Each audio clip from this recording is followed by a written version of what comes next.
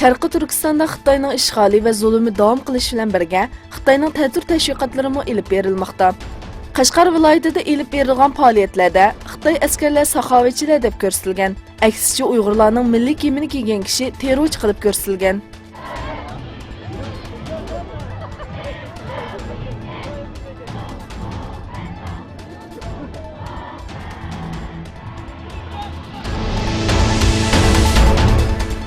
İşğalçı Xitoy Kommunist hokimiyatining Sharqi Turkistondagi bostirish va zulmlarga Indoneziyada norozilik inkoslari keldi.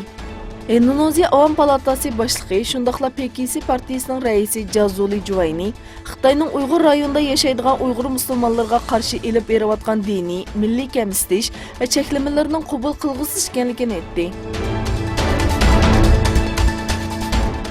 Angliyada o'xshash bo'lmagan partiyalardan bo'lgan 53 nafar parlament a'zosi islom o'chmanligi, ya'ni islamofobiyaning irqchilikning bir turi deb tanilishi kerakligini talab qildi. Angliya Mustaqillik gazetining xabar qilishicha, Angliya parlamentining 53 nafar parlament a'zosi hukumatga islamofobiyaga yangidan aniqlama berish chaqiriq qilgan. Angliyada musulmonlarga qarshi kamsitishga aniqlama berilmaganligini ta'kidlagan parlament a'zolari bunun nafrat jinoyatlarining doklad qilinmasligi va munozara qilinmasligiga yo'l ochganligini bildirdi. Belgiya poytaxti Brüsselda minglarcha kishi Marokashda o'tkazilgan yig'inda Amerikadan boshqa BDTga a'zo barliq davlatlarning qo'llashiga erishgan Dunyo musofir va ko'chmanlar kelishimining qabul qilinishiga qarshi namoyish olib bordi. Bu kelishim Belgiya parlamentida cho'ng talash tortishga sabab bo'lgan edi.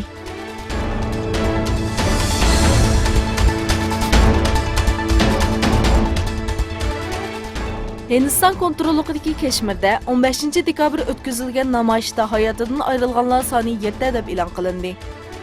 Hindiston kontrolligidagi Jammu Kashmir rayonida bir yezda ilib berilgan harakatda 3 qarshilik qilguvchining o'ldirilishi sababli ilib berilgan namoyish xavfsizlik qismlarining daxlisiga uchirdi. Vaqada o'lganlar soni 7 nafar deb e'lon qilindi. Fuqarolarning o'limidan keyin e'lon qilingan umumyuzlik ish tashlash chaqiriqidan keyin rayonda do'kon va ish yerlari taqaldi.